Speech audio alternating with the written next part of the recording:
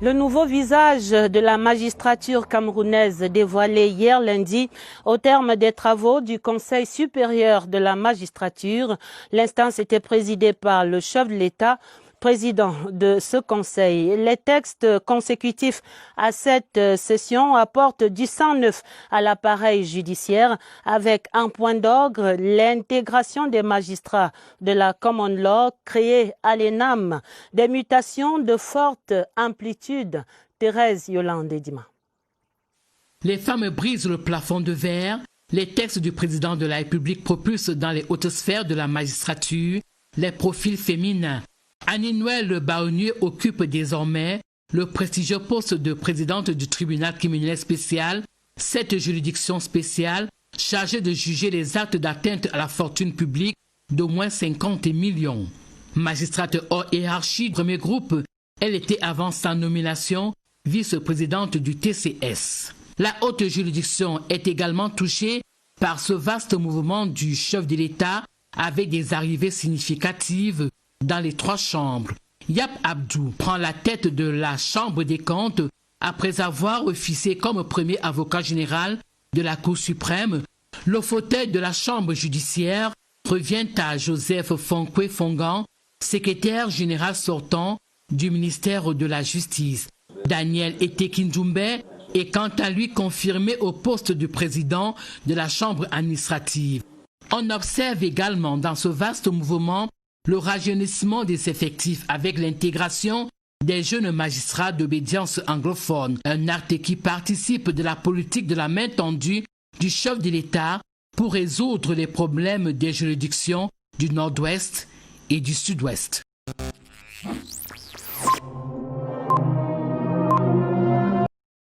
Pendant 6 jours, les agents du Centre national des maladies mentales ont écumé la capitale gabonaise au cours de l'opération de transfert des malades mentaux errant dans les artères de Libreville. Ce sont des personnes qui sont malheureusement abandonnées par des familles.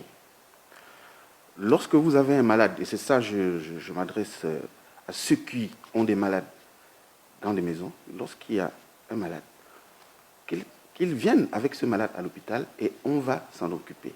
Une opération au grand soulagement de la population qui voit à travers cette action un espoir de guérison de ces malades. Je suis vraiment satisfait qu'aujourd'hui j'ai été témoin de ce même gars qui a été arrêté par une structure compétente. Je crois bien que ça va aller par la piqûre que vous avez donnée. Donc il n'est pas vraiment fou. Et un geste fort des autorités. Un an qu'elle est là, les parents passent, on ne fait rien. On vous remercie. Merci. À mi-parcours, l'opération de transfert des malades mentaux vers le Centre national des maladies mentales a comptabilisé près de 50 patients, 36 hommes et 14 femmes, dont 2 enceintes. Comme les 30 patients déjà internés sur place, ils y seront, eux aussi, pris en charge. Ni la pluie qui tombait aujourd'hui sur Bamako, ni l'appel au dialogue et à l'arrêt des manifestations de la CEDEAO ne les ont découragés. Plusieurs milliers de Maliens ont pris d'assaut le boulevard de l'Indépendance. Aux pancartes, aux paroles, certaines ont joint le geste, sans équivoque. Quelque chose qu'on ne met pas, on balaye avec la balaye. Quelque chose qu'on met, on le garde, on ne le balaye pas. Donc c'est immédiat, on ne le veut plus, c'est pour cela qu'on est en train de le balayer comme ça. L'appel à manifester avait été lancé dimanche dernier par l'imam Diko, figure de la contestation au sein du mouvement du 5 juin, le M5. Les violences meurtrières lors du rassemblement du 11 juillet dernier n'ont pas altéré le discours des opposants. À la tribune ce mardi, le départ d'Ibrahim Boubacar Keïta restait un préalable à tout apaisement. Les recommandations anticonstitutionnelles de la CEDEAO, les menaces de sanctions n'y feront rien. Ce régime sera chassé par le peuple du Mali. Il va être renvoyé. Dans la foule, les slogans ne sont pas plus tendres. Ils visent Ibeka, mais aussi ceux qui le soutiennent, notamment à l'étranger. Pendant 7 ans, les tueries se sont poursuivies. Pendant 7 ans, la ville malienne de Kidal est sortie du giron de la nation. Pendant 7 ans, l'argent de l'armée, l'argent dédié à la sécurité a été détourné. Donc le peuple malien ne veut plus de ça. Si la CEDEAO est prête à accepter, le peuple malien ne l'acceptera pas.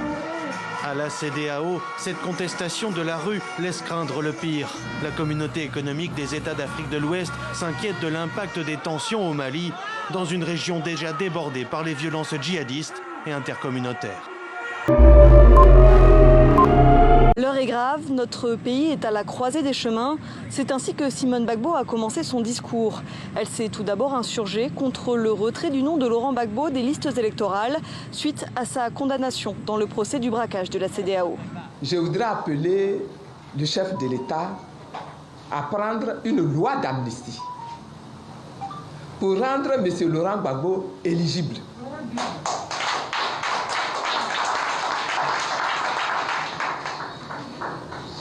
Que ce dernier décide de candidater ou pas, qu'il soit éligible. Simone Gbagbo s'est ensuite opposée à la candidature d'Alassane Ouattara pour un 3e mandat, lui demandant de prendre le temps de se trouver un successeur dans son propre parti.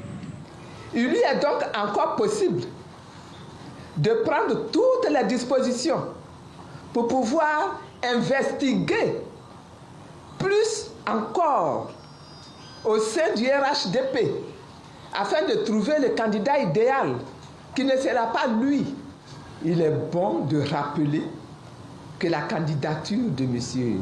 Alassane Ouattara est anticonstitutionnelle.